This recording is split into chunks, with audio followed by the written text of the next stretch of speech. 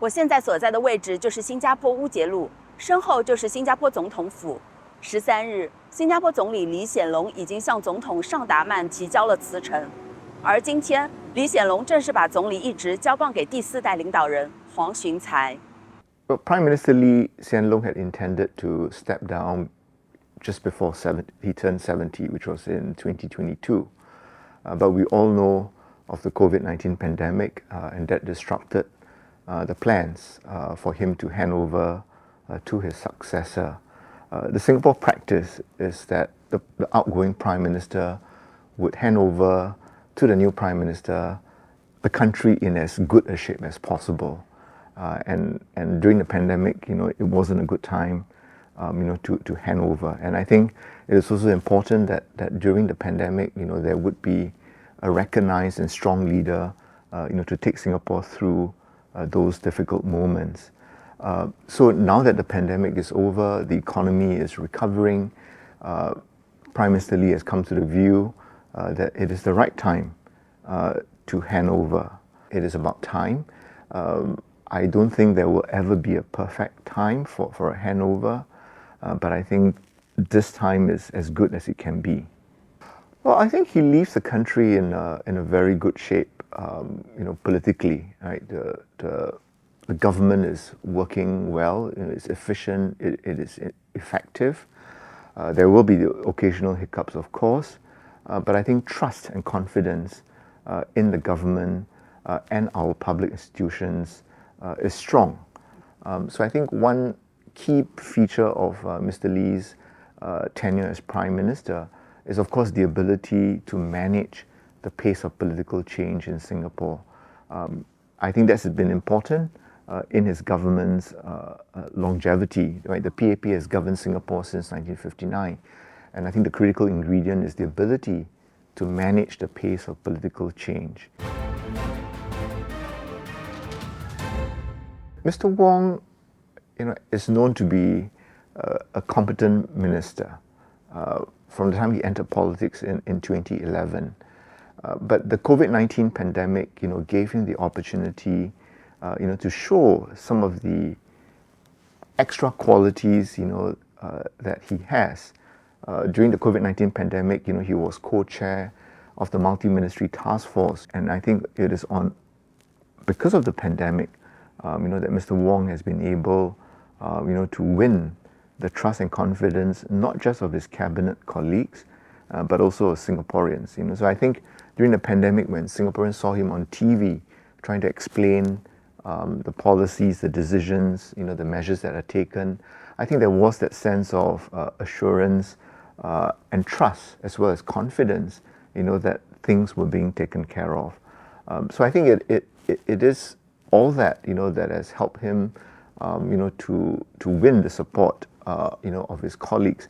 But I think one other feature, is that looking at, the different ministers, I think the conclusion was that, Mr. Wong's personality, his well-recognized face is something that will probably go down the best, with voters. So I think it helps that, his youthfulness, his ability to relate to the common person are also other strengths that he brings to the table.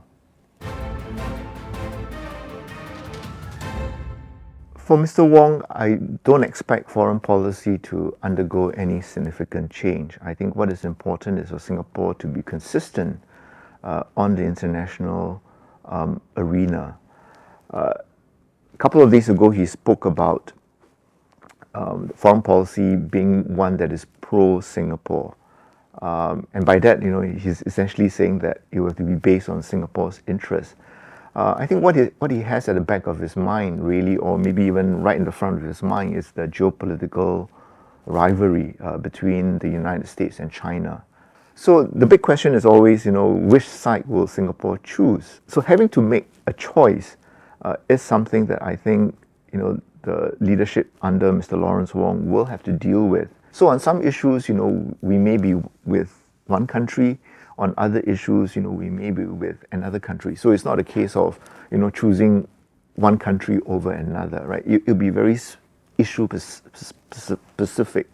But the idea is to then be able to explain and to persuade whether it's China or the United States or any other significant partner of Singapore to explain why we have taken the positions that we have, and for those countries to then also respect the positions that we have taken. Singapore is an economy that's very heavily dependent on trade and investment. We have no natural resources. 90% of our food are imported. 60% of our water is also imported. So Mr. Wong's economic challenge remains the same as his predecessors, and that is to keep the economy prosperous, thriving. And so in a global setting where trading arrangements have been disrupted, where countries have turned inwards or become more nationalistic, the challenges to Singapore become even greater. How do we ensure that in such an environment, Singapore will continue to thrive? So he will have to come up with new ideas, to continue to make Singapore an attractive place for people to come, to work, to invest, and to visit. So I think the bottom line is that for Mr. Wong, he has to continue to keep Singapore relevant to other economies, relevant to companies, relevant to investors, and that really is, the key economic challenge. Domestically, he will have to manage, the difficult issues, such as cost of living, concerns over job security, as well as immigration.